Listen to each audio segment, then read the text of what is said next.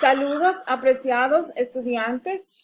En esta ocasión vamos a hablar específicamente acerca del control de microorganismos por agentes antimicrobianos y vamos a realizar específicamente la prueba que se llama antibiograma.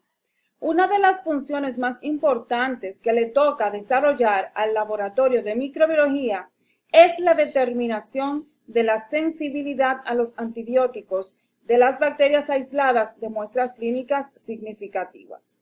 La determinación de la susceptibilidad de las bacterias a los agentes antimicrobianos es necesaria para el uso racional de ellos, para la evaluación de nuevos agentes antimicrobianos y también para estudios epidemiológicos.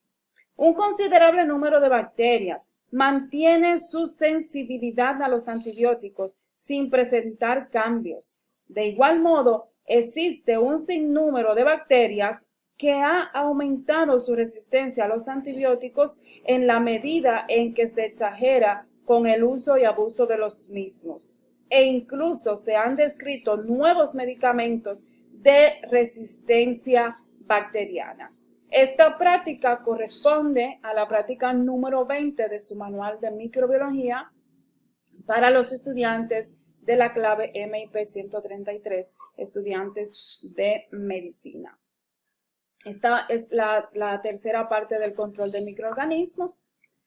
En esta práctica vamos a aprender cuáles son qué es un antimicrobiano y un antibiótico, cuáles son los mecanismos de acción que tienen estos, algunos métodos más utilizados para realizar esta prueba de antibiograma y también el proceso en el que es preparada la técnica y cómo se realiza. Es lo que vamos a conocer el día de hoy. Ahora bien, ¿qué es un antibiograma? Un antibiograma es el estudio del laboratorio que determina la sensibilidad o la resistencia de las bacterias frente a determinados antibióticos. Ahora bien, ¿qué es un antibiótico? Que es también una parte importante que debemos conocer.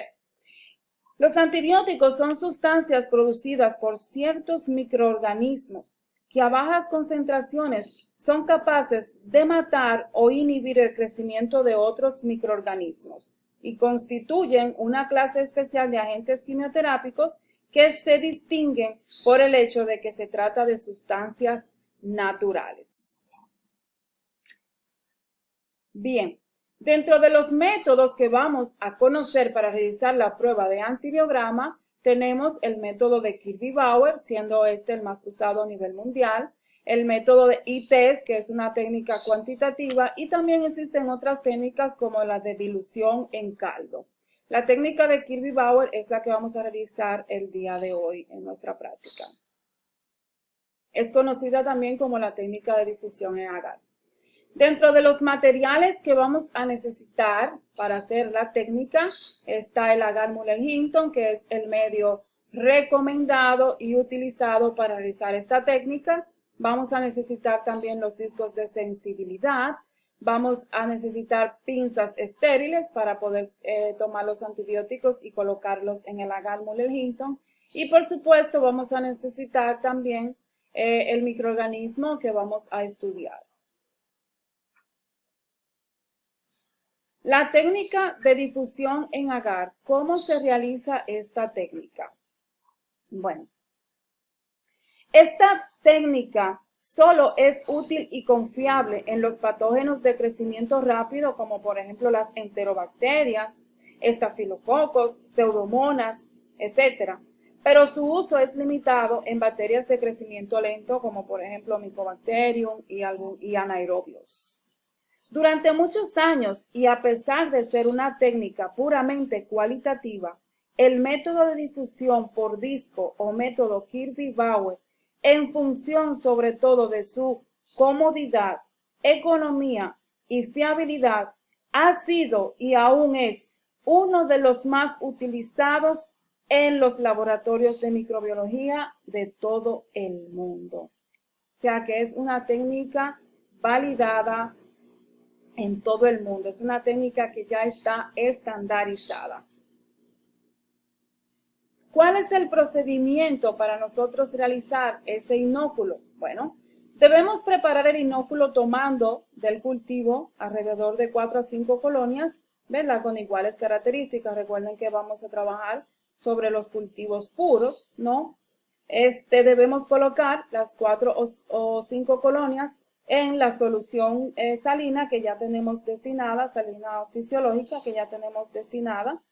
Y debemos siempre compararla con el estándar de Mafaldan 0,5. O sea que debemos llevar la turbidez de esta solución a la turbidez que tiene el Mafaldan. Luego de esto, entonces, debemos inocular, ¿no? Luego ya de haber preparado la solución, ¿verdad? Con el control de Mafaldan a la misma concentración de 0,5. Es importante que tengamos pendiente esto, porque recuerden que estas técnicas son técnicas estandarizadas y no podemos violentarlas, porque entonces no vamos a dar buenos resultados. Entonces, ¿cuál es el procedimiento que vamos a llevar para realizar el inóculo o la siembra?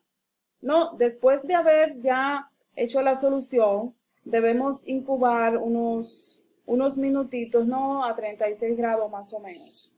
Luego, debemos inocular sobre la superficie del agar Muller-Hinton con un hisopo estéril, ¿no? Cubriendo la totalidad de la superficie en un sentido, y luego se repite 2 veces rotando la placa a 60 grados. O sea que debemos hacer lo que llamamos aquí un embadurnamiento e ir rotando la placa hasta que agotemos los 60 grados. Y ahí entonces queda embadurnada totalmente la placa.